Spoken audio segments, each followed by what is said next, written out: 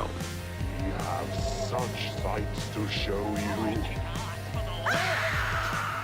Welcome back to the TDMMVI, a horror podcast. I'm Jesse Spitzer. And I'm Jerry. And we have been waiting to do this episode for so long. But before we jump into it, I just want to kind of address something about our last episode. I just want to say off the top, first of all, with the movie we discussed last week, which was Repo. If you like that movie, no hate. You know, it's not to shame anybody or anything. But there are some things that I kind of learned about after recording that episode that kind of left kind of a bad taste in my mouth that I haven't quite been able to get out. And I feel like maybe addressing it might help. But there's been some things I imagine are relatively well known for people that are fans or know about this movie that I just wasn't aware of, with some kind of ickiness around the main creative. And if you want to know anything more, I don't really want to get into it because it's kind of a vibe killer. But if you want to know anything more about it, there's an amazing video by Laura Crone called Repo 2008 is Why We Can't Have Nice Things. We'll link it in the description. And she really, I mean, it's a long video. It's very well made. It's very fun and not so fun at times.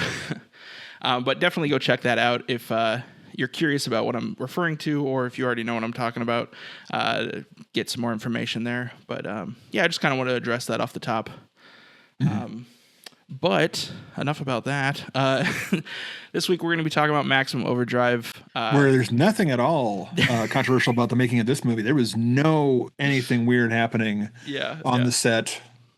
No pharmaceuticals being abused at all. No eyes were harmed in the making of this film. We've been trying to do Maximum Overdrive with our guest, George, is a mutual friend of ours, for just about a year now. Yeah. We've been talking about it with him. It's one of those ones where we would, even before we had a podcast, we would mention it and he goes, "You ever have a podcast? I'll do Maximum Overdrive." Mm-hmm. Or he would say, "I can't talk about that one. I had nothing to say about it." And then he would go on over the last 12 months. And then basically we could have recorded any conversation in the hall. And it would have been what we just recorded now. And I'm so happy that people are loving this one. I'm so happy we got a chance to do this talk, because this made my day. Yeah. This is three great. of us together again. Yeah. So yeah, long time in the making. Maximum Overdrive with our buddy George, and I think we've rambled enough here. Let's just jump right on into it. And as promised, we are now joined here with George to talk about just the craziest movie, Maximum Overdrive, which I've watched so many times throughout my life. My mom likes this movie. Because his mom's awesome. It's like at least a once a year watch for me. Yeah, for sure. It's always there's always something new to appreciate and and just kind of be dumbfounded by every time too. And this I think this year's its 40th anniversary for the movie. Oh, that's crazy. Yeah. We'll get that remake. I'm ready for it. It won't be as good. No, it'll just be an AI truck, and it's gonna be a Tesla, and no one's gonna care.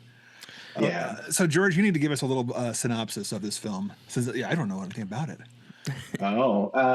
So basically, it is a comet passes by the Earth. And somehow the trail of the comet causes all the machinery on Earth to become sentient and evil and murderous. And so literally everything, electric, mechanical, just has a mind of its own and starts killing humans. And then that happens until the Earth leaves the tail of the comet. And then just as magically and mysteriously as it all happened, it all stopped. Yeah, that's the summary of the movie. All right. Yeah, that's it. We're done. All right. Thanks, George. It's been a pleasure having you on the show. No, I mean, there's a lot of nuances in the middle, but it's just a character piece. Yeah, I don't think this magic would happen without Emilio Estevez being alive on the planet. I think without him, we would just pass through the comet. He's the key. Unscathed. Yeah, I think he's the linchpin of the whole thing. This movie definitely earns its name too, which is I love so much. There's a title drop in there, which always makes me groan a little bit, but it's such a Simpsons thing when they mention It's gone into Maximum Overdrive. Look at the camera. Yeah. Yeah. I think what I love about this movie is it is just like the coolest movie ever made in the eyes of like a 12-year-old. Like it's it's just like. But I think the fact that Stephen King hates it like lends more. I think that people are like, oh, he hates it so much, I better go check it out. And then, it's not as bad as you think it is. The more I watch it, the more I kind of love it. And he's apologized to Emilio Estevez. Estevez is like pushing the Mighty Ducks reboot a couple years ago. And like King reaches out and goes, by the way, sorry about Maximum Overdrive. I'll pay for the suit or something like that. Some kind of a joke. And I'm like, it's not that bad, man. I mean, I've seen so much. Yeah, it's so fun. It's just like, it's super. So you can't spend any time trying to think about it in a logical way. But if you just sit there. I think even to this day, his main line when somebody asks how come he's never directed another movie is because have you seen Maximum Overdrive? Yeah, it's one and only. I also love in the promo for this where he's just like, if you want something done right, you got to do it yourself. And it's like he's got all these amazing stories that he hands off to other directors, but no, this story he had to do. Like there was. He's had Kubrick, he's had Romero, he's had Brian De Palma, Carpenter, he's had Toby Hooper, Carpenter, always like Darabont. Yeah. He's like, no, but the driving trucks with licking sweat off the forehead, that's mine, But I do love this thing because it's like the definition of a fun movie. It's never boring, even when it's getting cocaine riddled silly. It's never boring, even when the bridge at the beginning is going up and it's so slow because it's a bridge, and it works. Yeah. Well, the AC/DC helps a lot too. It helps a lot. Who Made Who is just the best part of the whole movie. The soundtrack is just basically the AC/DC Who Made Who album. I'm not 100% sure, but I think they made that specifically for the movie. I don't think they made Who Made Who and then King grabbed onto it. I could be wrong. Somebody will have to fact like the legend is that he had approached them to do a song for the movie. And they were kind of on the fence. And then he, like, are you really a fan? He just talking about it. And then he sang like the entirety of Shook Me All Night Long or one of the older ones. And he sat there and like air guitared for the middle of it. And they're like, okay, he's a freak job. So then they gave him Who Made Who for it. And then they gave him other songs to use because the Who Made Who album is like a best of. But God, without that, it's Well, it was a good call on their part too, because that Who Made Who did really well too. That's how I found AC/DC was from this movie. I wasn't AC/DC then Overdrive. I was Overdrive then go, oh, who's this ACTA band? Yeah, that's right. But it was curated by AC/DC. The whole Who Made Who album was curated for this movie. I love that this movie starts out so high with that bridge scene. Is just crazy. It's so fun. Like every shot is just beautifully just carnage. And as the movie goes on, it just kind of it's just such a bizarre movie in the way that it unfolds and like introduces all these characters and then constantly is like, oh, we'll get introduced to these characters and then we might see them again like in the background or they might just get murdered. Well, and it's crazy too, the level of things that obtain murder status. Like there's the pop machine that just at high velocity fires soda cans out and like ruptures some guy's head, and murders him by just launching these soda cans, like, capabilities well beyond what a normal soda machine would have. Because a soda machine's run by gravity. There's no hydraulics. It's not like the ones now where the arm grabs it and drops it. Maybe you could fling it. It's just a gravity fed thing. Yeah. Or like so the woman getting strangled by a hairdryer and stuff. It's just like what? The electric knife that goes haywire and somehow manages to spin itself around and cut somebody's arm. And... I always love the sprinklers that go off. And just again, there's no electronic parts. It's just a valve that makes the water spray over the kid. But again, this is '86. HBO was just coming up as far as being like everyone watch it. People didn't watch movies 12,000 times to find all the little mistakes. But this one, it takes one viewing to really go, wait a minute. But it doesn't matter. The Oh god, the one that always gets me when I rewatch it is the beauty of, and again, dog lover, the remote control car that kills the dog. Yeah. Yeah, I'm like, how? Yeah, it's just like jammed in its mouth, and somehow the dog is dead. It's not Yeah. like in its throat or anything. It's just, yeah. I want to know what the aliens have against cars, because they don't. I don't, yeah, I don't even think it was aliens. Like, I don't even think it was described as aliens. I literally think it was because there's a little disclaimer either at the end or at the end and the beginning that talks about the comet. Yeah. And it was just like the dust from a comet somehow possible.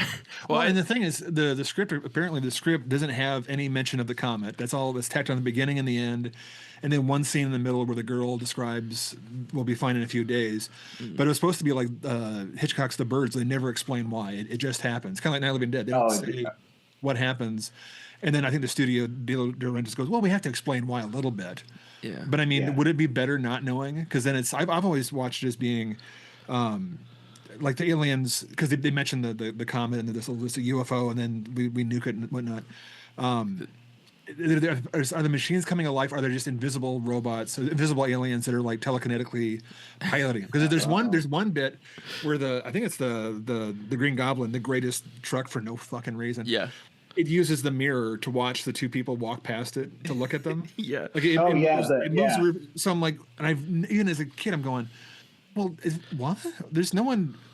Yeah, because it seems like there's a driver, or like an invisible driver, or somebody's watching through the mirror. Yeah. Or like when they're and it has to push buttons too, like in the buttons for the bridge. If the bridge is just going, but yet it still had to. Did the button get pulled in? Yeah, or the horn on the when they're talking in Morse code. Like, how is it? Oh yeah, on the Army Jeep. I love that they're discussing the game plan right next to it. It's just like, well, it's like I guess it doesn't have ears, so It doesn't have ears. Yeah. Right. Yeah. And the gun swiveling around, even though there's no mechanical. Right. It's just like the gun. Well, go back to like fifth grade science. Like a knife is a machine, a wedge is a machine, right? A screw is a machine. Is a pulley dangerous in this world? Yeah. Where does it end? No. Now, where'd you guys first see this thing? Oh God, I've seen this movie a billion times, like ever since I was a little kid. So I don't remember a time I was before. gonna say I was a little kid. My parents never really restricted us on watching horror movies, so I always watched like horror movies, Friday the 13th, all that kind of stuff from like probably a too young age. But even then, like this wasn't scary to me. It was awesome, but like it was just more comically scary than actual scary. Mm-hmm. Yeah, I always thought it was more of an action movie because they're fighting the robots or the machines. I've always thought of this as being a big, a fist fight movie. But now I'm watching it yesterday, kind of going, it is bloody as all hell. Oh yeah. The uncut version or whatever, where the steamroller rolls over the guy until his head pops. That's how you know you got the good one. And I don't have that one. I have the FX guy talking about that scene, and then there was. If the steamroller is possessed and it runs over a kid, which by the way, right there, it's the greatest movie from the 80s, because in the 80s you could kill kids and not be like, okay, stop, just have our feelings discussed, acknowledge it, the loss, play some Boys to Men in the background.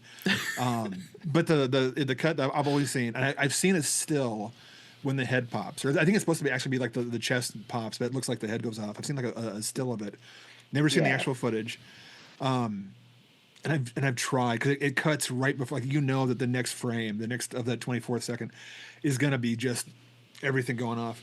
There's an alt take of it where they didn't have a blood bag, but they had the head full of stuffing, and the head pops, but it's dry, and I guess it looks like brain matter. And it wasn't supposed to. It was supposed to just be the stuffing was there just to hold the guy's. It was like a crash dummy, kind of a thing, like a mannequin. So when the stuffing popped, it looked like brain. Everyone goes, "Oh, that's great."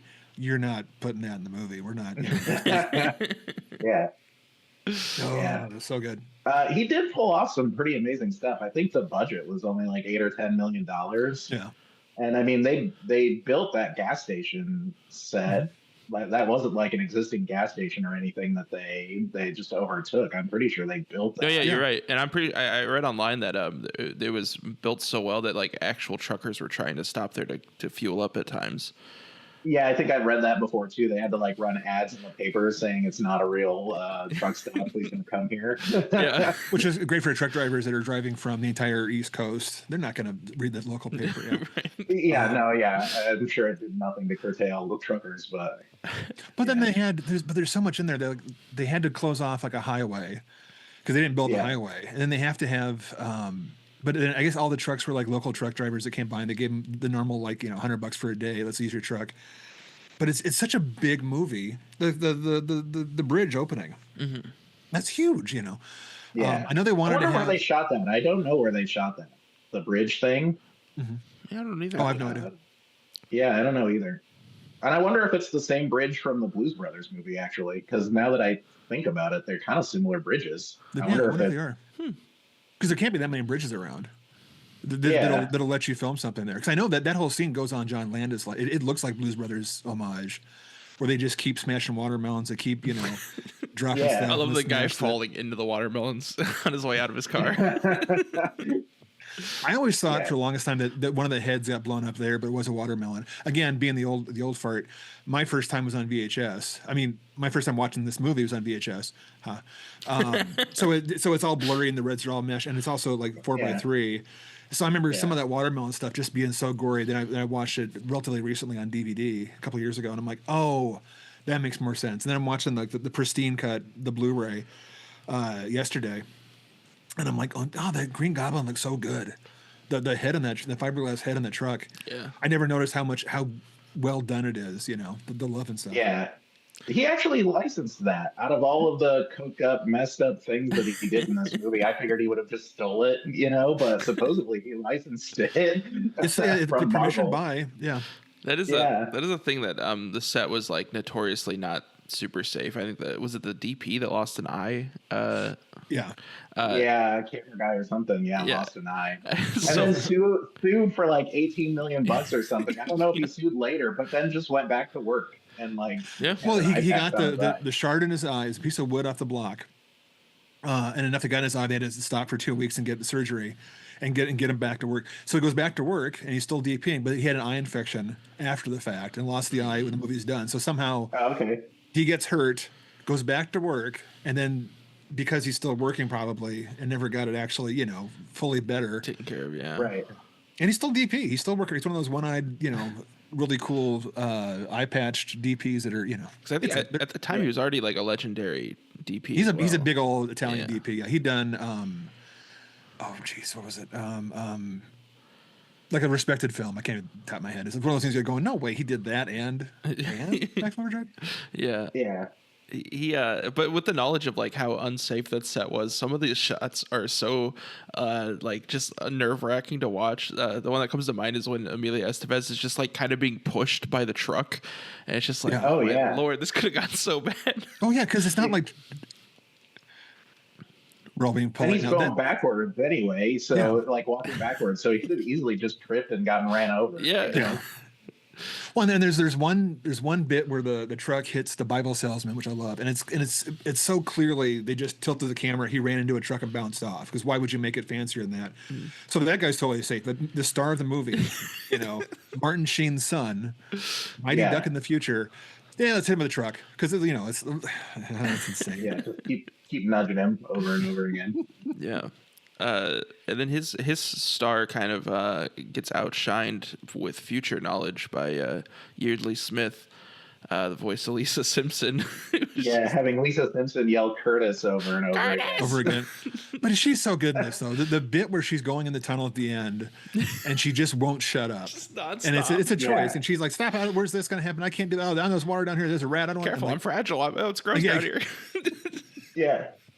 She got the assignment and she nailed it. Like, Well, because that was before The Simpsons, right? 86. Mm-hmm. So that would have been before The Simpsons even. Yeah, she'd come from like Broadway and done some stage stuff, and she'd had, she was on a trajectory interview on the Blu-ray, and then she kind of goes, "Yeah," and I thought it's Stephen King. It's gonna be great, and then It wasn't. Yeah, I love hearing her. She's so good at it. Yeah, she is great. I love hearing her talk about Stephen King on set, because she's just like, she's like really trying to be like, oh, he was very kind and very humble. He was very aware of the fact that he had no idea what he was doing.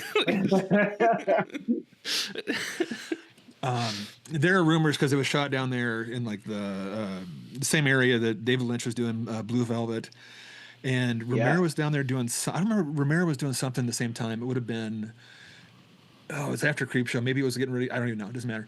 But Romero's there on the set the whole time, and Lynch is next door, all in the same town. So you have these parties with Kyle MacLachlan hanging out with Emilio Estevez. Demi Moore's down there talking with Romero and all this kind of stuff. But the rumor was, and they've never said no or yes or no, that either Lynch came in and helped direct or Romero came over and helped some of the stuff. And you watch them, and I love the movie, I do. But there's bits where they're saying that when King was doing a little bit of rehab in the middle of the movie, that one of them came in and directed the through the town thing. So all the dog getting killed by the remote control car, all stuff for the kid. And you kind of watch, you kind of go, that screams someone who's done this before, a little bit more knowledge of it. Because like even the shots of like going past and how in a tracking shot, the kid's there. Oh, we go by and we see this ice cream truck, and then it goes back and the kid's gone. Just the bike's there. That's a really complicated bit for King, I love Stephen King obviously, but there's only so much you can see when your pupils are so giant huge in your head, And Stephen King the writer is fantastic. Stephen King the director just like, man, some choices were made. But also now to defend it again, it's really easy, and none of us are attacking this movie. Yeah. But this is probably the most Stephen King movie. Oh my God! But going by his, now, again, everyone knows you got the main stuff. You got like the Shining and the Stand, but all this quirky little crazy shit characters he does in the books, which never make it to the movie. All the little idiosyncrasy stuff. Yes, that's the guy at the beginning when they show the inside of the place, the Dixie Boy. He's picking his nose. That is such a Stephen King thing to have someone in the room you walk into and the guy's picking his nose, looks at it on the desk in the church kind of thing. That's in there. All the dialogue from Bubba, the owner, is right out of like Needless Things and Salem's Lot. All the local flavor, Yeah. How do I describe? Yeah, you really get with Bubba that he could 100% be a genuine person, like if they just pulled off this, or like they just walked into this gas station and are like, we're going to shoot this movie with this guy, and he's the guy. You're right. And when he was done, he just went back to running his gas station with all of his same cigar in his mouth, same hiring ex-cons and trapping them. You're right. It is just unfiltered Stephen King, and that as a Stephen King fan is like chef's kiss. It's so. I also think of the guy who wakes up and he just has like a half-eaten sandwich on him. He's just like, we've all been there. Yeah. Well, even his own little cameo near the beginning where the ATM calls him an asshole, it's just like, he was like, sweet pea or something. This machine called me an asshole. Yeah. Whatever it is. But it does kind of deflate a little bit as far as like he's not going to be pretentious by saying, "Oh, I'm the best thing ever." No, I'm an asshole, and it says over and over again. Is it Honey Bun? Honey Bun, something like that. Honey Bun, that's it. Yeah, I'm pretty sure it's Honey Bun. Yeah. But the little character bits like that, it's you got the asshole Bible salesman, which is like a King thing about making fun of organized, shysters. He has the greatest line delivery in the movie when the truck hits his car and he's like getting out of the booth and he bumps into the waitress and he's just like, son of a bitch, out of my way, bitch. Just immediately. He almost knocks over the back of the chair, almost goes off. Yeah. He's so good and scummy. I always thought he came back there at the end when the kid finds him in the ditch. But no, he doesn't make it out of the ditch. He's only there because they're supposed to go save him and they don't know the kid's out there. Probably the only moment that actually scared me as a child is when he grabs the kid's ankle. That jump scare is probably the scariest part of the whole movie. Yeah. I have a hard time with the electric knife. I hate having my hands cut. No one enjoys that, of course. But that's the one that I was watching because they telegraph it ahead of time to let you know it's going to happen. And see the knife? See that knife? See your hand? See the knife? See the hand? And it happens. I'm even now. I know it's like it still makes me. Yeah, just the idea of like your arm getting carved like how meat would be carved by one of those things. This is very upsetting. I also like the delivery on her line where she's just like, that thing came to life and bit me. As far as you mentioned, knowing the assignment, that lady, Yes. when she delivers not once but twice, screaming for AC/DC to write the song, when she goes out there and says, "We made you," Yeah. she was there. You know, she was in before this. She was respected. I mean, she knows the assignment. She does horror movies, does a lot of drama. I should have my notes up. But like she go, okay, this is a fun movie. The trucks are alive. That's a giant goblin head. He's snorting a bowl as I'm talking to him. I'm gonna go big. We made, and it's just her throat had to have been destroyed by that scene. Yeah. And then they pull her aside, and then at the end, she's like, you know what? That wasn't enough. Give me another One more shot. time. We're gonna do it again. Yeah. This time with feeling. But then She probably took a hit right before she went out too for there. I don't think you to be shared, bigger. but need to be bigger. Hey, yeah. Here, try some of this and do it again. Jesus Christ, this is such a. But again, I'm going by. There's some movies that are just like you can't comprehend them, but there is some craft in this. There is some there's bits where the horror, everything that in the first act is in the last act. When the kid sees the plane, the North by Northwest reference, but then the horror is at the end when they're leaving. There's a plane stuck at the top of a bus. The kids' bus. Yeah. And I always forget that. I'm going, that means they had to go get a dead plane and put it in a dead bus and put it on the road. They also had to line up this, but also that means that the only reason the plane would hit the bus is just the bus is full of kids, because they're not going to hit an empty bus. Yeah. So there's a bunch of the plane had to aim for the the evil self-controlled plane purposely aimed for the bus. Yeah. To take out a bunch of kids or something. Yeah. So I'm guessing now, was the bus in on it? Did the bus hold still? Hey, Gary, come on, we're going to be right here. Sure it did. Yeah. They all I love when people try and, effort. Okay, at 12:03, I'm going to be right there. You make sure we cover people that try and argue that it doesn't make sense. What some cars are controlled by them, some cars aren't. I've read some things where ones that are already on, you can't control them. It has to be turned off so the meteor, the comet can do it, and that doesn't hold. Right. I was watching yesterday, going, "Oh, that doesn't pass," but it's also just stop. Well, what's weird is just to have a good time. For sure, don't try to dissect it. But if you're gonna dissect it, it's also weird that the cars do function in some way, because there's that woman that gets killed by the window cutter, suffocated or whatever. So it's they can kill people. It's just they don't move, I guess. But then also the trucks it kind of lends back to your invisible alien idea, because Curtis was already in the car driving it. And then the Bible it's not strong enough to take the wheel. Driving it. Yeah. It can just manipulate. It's not strong telekinesis. They're just sort of there, a little bit of remote control, so they can steer and they can make the car they're all hot wiring the cars. If the car's already on, it does kind of. But again, King's even the script doesn't have any of that. It was just in the short stories, they just come alive. It's just like zombies. It's like Night of the Living Dead. We don't say what it was. We kind of allude that maybe it's something people have to guess. I kind of want to see the George Lucas remake of this now, where it's just a shot for shot, but they just add CGI aliens inside of all the cars. All over. Yeah, it's CG. Weird it's CG circular explosion effects. Yeah. When he fired that the bazooka and blows up the truck full of toilet paper, just all of the little circular flames coming out of the toilet paper as they're rolling along. The Death Star implosions, yeah. No, that's a good example, because the when they blow up the truck with the bazooka, the toilet paper wasn't in the truck. They had to have above the camera shot, a bunch of burning toilet paper rolls. Okay, time it out. We're gonna on 1 blow the truck up, on 2 release the fiery TP. Yeah, honestly, I would brag about being the guy that had to set a whole load of toilet paper rolls on fire as another guy was throwing them. I imagine they did it factory line style, where a guy with a blowtorch was just lighting them a little bit and handing them to another guy who was throwing them so that they would roll, and then they had to unroll them a little bit for effect. I want to see how that I would brag about being that guy. Yeah.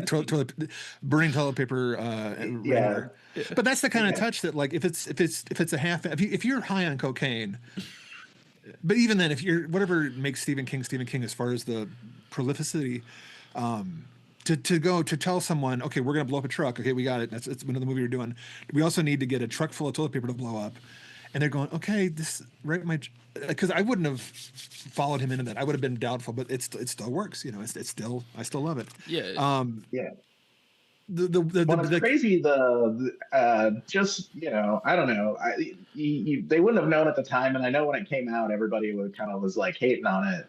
But the level of like cult status it's achieved is crazy. Like a few years ago, whenever they remodeled the Goblin Head, and now they do like show tours with it. They freaking saved the dust from the Goblin Head. And I remember, I don't know if you can probably still buy them somewhere on eBay or whatever, but you could get like little certified packets of dust from the Goblin Head restoration. That's incredible. As a collector's item.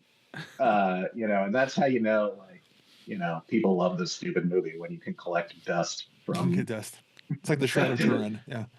Yeah. Although I wonder how much of that dust is actually cocaine. That's probably like infused into the resin of the goblin. That would explain a lot. Yeah. Yeah. But as far as being dangerous, none of those trucks they don't have remote control cars. Those are all people hidden behind the seats. They take the seat out. You put on a costume seat, so there's all you're looking through a slit like that big. I'm surprised there wasn't more accidents with the truck. Yeah, the circling, the one I love.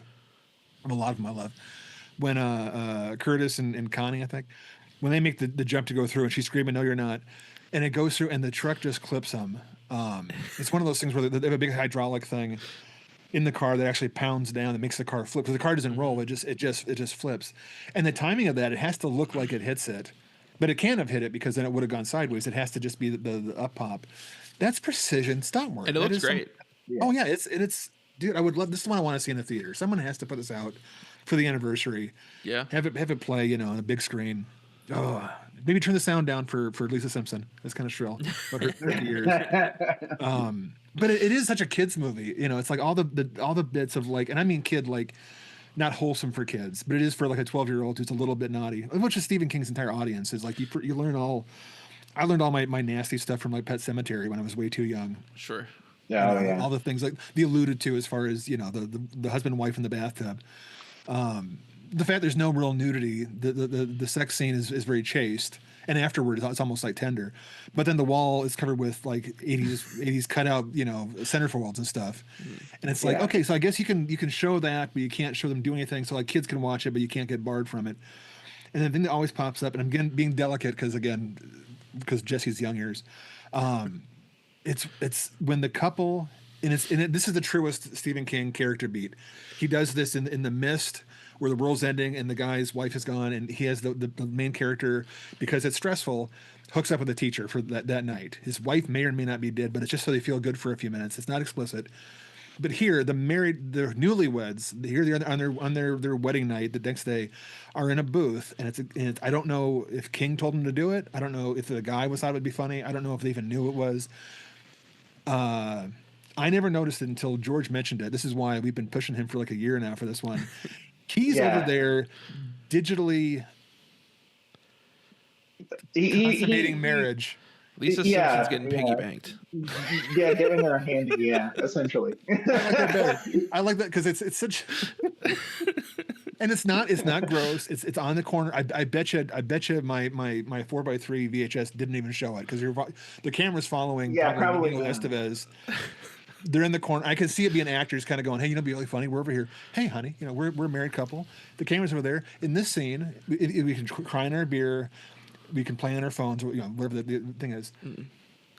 I bet you the actors kind of said, hey, Mr. King, over here, could we maybe be, because we're stuck here. There's no like private room for us. That's only for the someone else. Could I maybe be doing? And then King's just like. Yeah. Okay, now let's rehearse this myself first because I'm very chaste. And clearly there are private rooms because Emilio's character and his love interest, I can't think of her name. Anyway, they do it. They get a private room, they are. And then Bubba and he's just out diddling Lisa Simpson in the middle of the main restaurant part with everybody else sleeping on the floor. In their defense, it's a corner booth. But even then, it is. Bubba and the waitress when the next morning they're all walking around. Bubba's zipping his pants up, and the waitress is putting her blouse up. Yeah. So where's that movie? You know, where's that whole scene where everyone, the guy's sandwich on his chest, that was also, you know, voice coital. Also, I have to point out, I don't know whose decision it was. Sounds like a Stephen King decision to name the character Bubba, but then he also refers to everyone else as Bubba. It's so confusing. Yeah. Including his car. It's not the most clear thing, but there are double names. But you know, maybe his nickname is Bubba because when he was a kid, he had a brain injury. He calls everyone Bubba, and no one stops him because he has the money. Oh, it's like Hodor. There we go. Oh, yeah. I'd watch Pat Hingle play Hodor. His future creates his past, or his past creates his Right. future. Yeah. I never noticed the Bubba thing until just when we were doing this before. You know, I was watching it on Tubi, and I'm like, oh, wait, who's Bubba again? And I'm like, maybe I'm wrong because I know it's everybody is Bubba. Yeah. Everyone's Bubba. The car's name is Bubba. Bubba. Yeah. Yeah. I still love that he has all the bazookas in the basement. I don't know. They don't explain it. He's got a bunch of weapons down there, and everyone's a good shot. Yeah. Yeah. And I also love how it's all the underhand shooting. So it was one of those things where everyone shoots a bazooka, A-team style, back in the day, on your shoulder, like in the movies, like Schwarzenegger taught us. But I'm guessing that like the props master goes, actually, you shoot him this way to get more control. So everyone suddenly knows how to do it because someone. Well, I just always said. figured it would, like, if he tried to lift it up to his shoulder, it would, you know, like he could accidentally knock his cigar out of his mouth or there you something, go. mess up his cigar. So I bet always you just it took is- it as he was protecting his cigar. It's so he can get his face in the shot. Yeah. It's also yeah. it's such a cliche to point out in dumb movies when like guns don't work the way that they're supposed to. But how do you mess up? Like there's Bubba right before he dies shoots the bazooka, and then the waitress picks the bazooka up, freshly just shot, and then also shoots another rocket out of it. It's like, how do you mess that up? I bet you they probably had a scene, like an insert shot where she grabs it off the ground and Sure. puts it in. And then the people go, if people are counting shots, you've messed it up. Yeah. You know? Right. Yeah. It's like You can't count. but like in Star You Wars. can't count when shots, yeah. You get out of the trash compactor shots, a big famous quote where Mark Hamill's going, well, we just got out of the compactor. We should be like all wet and covered in schmutz. And Harrison Ford goes, kid, if they're looking at our hair, we've messed up. No one's going to care. Meanwhile, that was also supposed to be shot. So you saw the movie once, not Sure. 14 times every month, rest of history. Yeah. But I keep trying to find a toy of that truck. The Green Goblin, and I'm assuming it's probably tied up. I don't know why those every truck stop should have a model kit or something of that truck, but it's probably tied up with Marvel versus whoever the studio is. But Jesus, I want that so bad. Yeah. When I was kind of searching around on the net for things about it, one of the, you know how Google like pre-populates the searches for you, and it came up as Maximum Overdrive Funko Pop, and I almost peed my pants because I'm not a Funko Pop guy. But if there was a Funko Pop of the truck, I would buy it. Yeah, but for sure. Unfortunately it's not like a real thing. Stupid Google AI. Yeah. But yeah, I would totally 100% buy a Funko Pop of the of the Maximum Overdrive truck. But it has It's to gotta come be- with Emilio Estevez next to it, you know. Yeah, I mean, hopefully, collectible popcorn buckets are still a thing by the 50th anniversary because they need to make the truck Funko Pop, the Happy Toys truck popcorn bucket. Yeah. Definitely needs to be a thing. I love that truck. I love that truck at the end of the movie sneaks up on somebody as well. Yeah. Yeah, it's like, the big, loud, growly truck. It was the first It's like, hybrid. huh? Okay, it was starting up. God, there's always jokes about if they remade that, it wouldn't work because it would just be, they'd say it was AI, they'd say it was a government thing, they'd say it was self-driving, but like, yeah, that's a different movie. It has to be this whole slimy, gross, greasy, you know. I really want to know. The information might be out there, and this might be the intended ending of this movie. But I feel like this movie did not end the way it was supposed to, or was originally planned, because it just ends so abruptly. Like literally, the last 8 minutes, they leave the gas station, they get to the boat, they blow up the bad truck, And then text comes up that's just like, also there was a UFO and they blew that up too, and everyone survived. It's just like, that has Oh, to be that's right. They do blame a UFO at the Yeah. end. Yeah. It is, yeah, okay.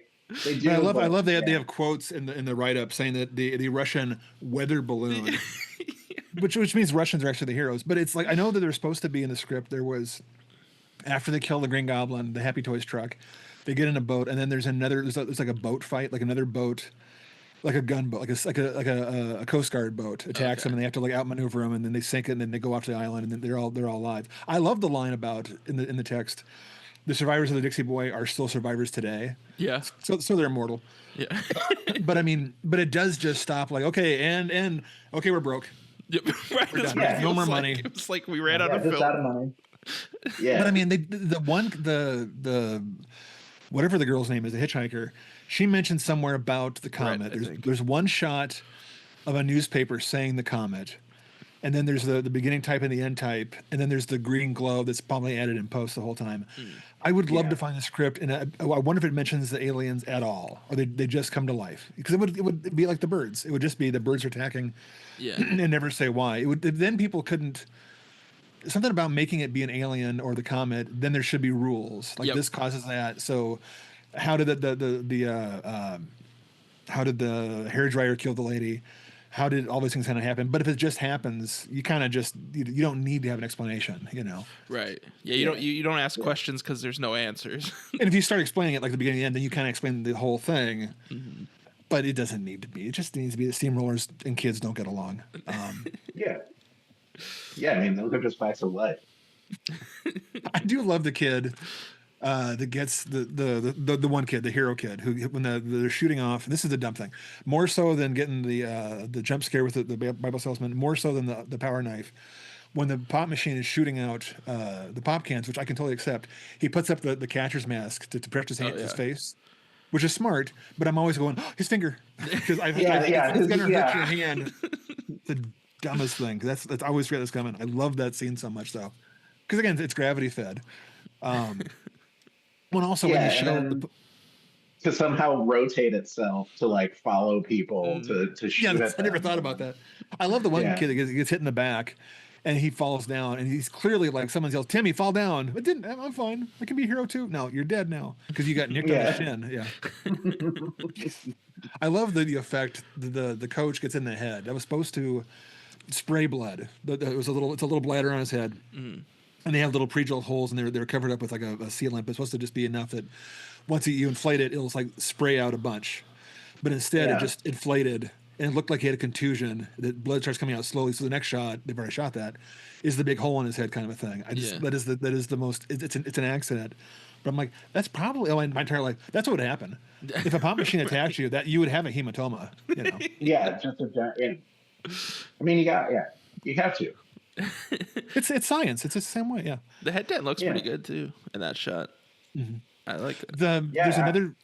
There's another the remake of effects this. Of it are pretty good. Like it doesn't look super cheesy or like really super cheesy makeup or anything, or at least nothing I think. Oh, the Bible salesman's torn to pieces. He's great. All the squibs going off. I mean, they're a little bit. You can complain because the gun's going this the straight line, and then they show people getting hit 12 times in a row. Yeah. So like, that's just how movies are. Right. But the squibs were great. The knife wound is great. The power knife. It's a bloody movie. I mean, all the bodies lying around when the kid's on the bike are nothing driving through town. Yeah. I still love that when everyone mentions Estevez and everyone else, we're all forgetting Gus Fring from Breaking Bad. It's the guy who's robbing the place. I always forget he's in there. I love that actor, Giancarlo Esposito. And he's got to be going, it's a paycheck. I'm going to be the most cliche 80s black guy in the South, robbing cigarettes and just like... Yeah, does he have another line outside of "Yo Mama"? Yo Mama? Motherfucker, yeah. Bitch, please. I don't even know what it is. Yeah, it's just like, what's he there for? Where's his truck at? Yeah. I don't even think his character has a name even. I think he is like just this he's arcade credited as like death. video player or something like that, like video game player. Yeah. Well, because doesn't he even just get killed by just because he gets hypnotized by the video game going around? I can't remember. Does that what like kills him? It just fries his brain, or does he? No, get he touches the electrocuted? machine and He touches it, and then Oh, it that's just right, and shocks then him. gets So, electrocuted. Yeah, which might be a coincidence. Could be about bad grounding. Maybe it wasn't actually the aliens for that one. yeah. This is why you hire electricians instead of getting Bubba's friend to do it. I still, my thing is the guy who knows about the rockets, Taking his nose down. Bubba's right hand in the bathroom with High Society, Oh, which is a God. magazine everyone's forgotten, but it's still, you know, it's Playboy, it's scummy Playboy. If you couldn't get the rights to Hustler, you got High Society. But like he's busted, so he tells the secrets. And anywhere else, hey, where's the? I gotta tell you, you're pooping. Yeah. Okay, you caught me. Pretty Here's my vulnerable. secrets. You got past my thing. People give shit about. Go ahead, boss. Oh, just that scene is so just wild. The sound effects of the pooping. I love the one shot where Emilio Estevez looks over the top. And is like, "Talk to me, Joey," and he just like it's just like a shot of him looking up, but there's just a shit sound as he's looking up. And it's so funny. It makes me laugh every time. I think it happens again, like when Emilio pressures him about something, or whatever. There's like another little plop sound, and he gets a little nervous about it. Yeah, it's so good. So yeah, you had a choice. You could have Stephen King could sit there, take another week and figure out the script as far as the inciting action to what actually makes the cars come to life, or they can ADR some poop sounds. There's a lot of fart in this movie. So it's the gumbo. It's the South. It's not gumbo. It's the fried food. Yeah. I like the scene with after the hitchhiker and Estevez. I was watching listening to a podcast about it, and they're like, "Why does he lick the sweat off her head?" Oh, and I'm like, yeah. because why not? I mean, everyone's different. You want it to all be vanilla. They're not doing it during. It's not like but it's just after the fact. He kind of wipes off her forehead. It's hot down there, and he licks it, and it's just the most. Well, and then right after that, the very next scene, it's the two of them still, and they're eating a cupcake, and I was like, was that? Was this supposed to be eating the cupcake first? And then like he's wiping icing off her forehead. That was my immediate thought. But it's just a weird. Yeah, he's just licking the sweat off her head. Maybe we're giving the. I don't know. The whole rest of my life, I've always done that to my love interest. So I just figured that was his way of letting the audience know. Yeah, the proper. That she's the lady for him, and that's always how I took that. So any lady that I was interested in, I always just like. That's good. I was so sure George was going to say that wasn't sweat. I also had that. It's Maximum Overdrive. Come on. That made me forget the whole thing. There is another a movie based. No, I am blushing. There's another version of the short story. The short story is called Trucks, and it follows a story more. It is. It's the guy who's in trouble now with the law. Canadian, like a TV movie called Trucks. Cars come to life. It's mostly cars, and there's a couple of semis. It's not as big. There's no Dixie Boy, and it's very bleak as far as because the story ends with them realizing, we're going to be replaced by we're just here to build factories to make more trucks. So it follows the story more, but it's like it's on Tubi. It's boring as hell but it does do the assignment being the actual story, and Maximum Overdrive is not the story. It is. Clearly forehead wiping, good times. We got a bunch of money. Well, that's what I say. We want to blow stuff up. Every time I watch this again, it makes me remember because everyone has their first Emilio Estevez and then like Young Guns or he's Mighty Ducks, whatever it was. Whenever I think of Emilio Estevez, I always think I got eggs on, and I always forget where it's from. So I'm thinking he's working on the farm on Young Guns, and then the guys come in. Charlie Sheen walks in. And he's I got eggs on. No, it's right there. It's for me, it's the greatest character introduction. Someone else will cook, and then it shows the waitress cooking who can't figure out how to make eggs because it takes a talent, Yeah. He does have only a Sheen could have. The talent only a Sheen could have. Oh my gosh, but again, I'm going to defend this one. This isn't like so bad it's good. I call this a good movie because it is so much fun. If you had monster trucks coming to life, I think Transformers are boring. I watch Transformers movies, kind of avoid them just because I'm an old stodge, But it's just it's a robot, it's a CGI thing, it's going to be great, and they're going to fight, and it's just I'm so bored by it because they programmed it in. Whereas this thing I've always watched going, how did they make this? Why did they make this? How did they make the trucks fly through the door? How did the wall has to cave in just right? They had one take to blow the truck up. Loves it. It's no longer so bad it's good. This is just misdeserving of all the crap about it. Yeah, I agree. I think even still it has like a 14% or something on Rotten Tomatoes. It's crazy. I think everyone goes to like look at Rotten Tomatoes to laugh at it, and no one ever like puts in their own 2 cents. Sure. Right. But Yeah. Nobody. also Yeah. you go to the comments like on is it Amazon, the buyer comments, the reviews, and the people that love it, they're actually verbal about it, are kind of insane. The Yeah. comments that they go, this is high art, forget The Godfather, this is the best movie ever made about moral destitute. But it's just we can have fun movies, don't have to be so damn serious. Yeah, I always judge a movie whether it's so bad it's good or if it's just genuinely good and dumb, based off of like how aware everyone working on the movie was that it's dumb. And I think everyone knows, like, no, this movie was a movie made to blow up trucks and do car stunts and and just to be exciting and have AC/DC in the background. Like, it knows what it is and it does that very well. In an alternate universe, I think so many people go in and just like, expect movies to be these big giant blockbuster things and then are disappointed. Just go in, like if you've never seen it, just go in expecting nothing really, and you'll be, very surprised. Yeah, if you've never seen this, I don't know who's watching this now for the first time, but I mean, just it's gonna be fun, But I think everyone that watches this is usually it's there's one person in the group. Oh, you don't know Maximum Overdrive? Have a seat. Okay, here. Yeah. Have a big giant beer and a hot dog. We're gonna go watch this thing. Oh, it's so much fun. Yeah, I guess we've kind of already got into it here, but I would definitely say if we want to talk about whether or not we'd recommend this and who to recommend it to, if you know somebody that hasn't seen this movie, no follow-up questions, just get them in front of it and let them experience it, because I think there's something to enjoy for everybody, even if like you're a total snob, like you're gonna enjoy how dumb this movie is at the very least. Well, and definitely if you're the fun uncle and you have an 8 or 9-year-old nephew around Halloween and you want them to watch something that's not gonna keep them up all night throwing up Pepsi on your sofa, just let them watch this movie, and it'll be great. Yeah, this is a good gateway because I showed my kid this one because there's no bad side to it. There's not like you watch The Exorcist, oh, they're afraid of religion. It's not you watch them on Halloween, oh, the guy's gonna come get me. Boogeyman in the closet. If you're afraid of trucks, good. Stay off the road. That's true. That's the worst that can happen is you have a healthy fear of semis. I'm thinking now, like, why didn't this movie scare me as a kid? And I think a big part of it too is that like nothing bad happens to any of the good characters. Like, pretty much everyone that gets killed. Oh, so you don't the waitress, the hero of the piece. Oh, sure, the waitress. Even the kid's dead. She gets annoying at a certain point with her screaming of who made who. It's like, oh god. Inspired. Actually, I think the other gas station attendant that pumps gas, doesn't he? The dad, he gets on. He die? Yeah, and then he's the dad and stuff for what else. So, kid, yeah. There is funny because the kid shows up and asks everyone, "Where's my dad at?" And they're all like, except for Bubba, "Oh, he's dead. He's in the basement." He got clapped by one of them trucks. Oh my god, it is so weird that this movie exists, and then like Emilio Estevez went off and had his kid career.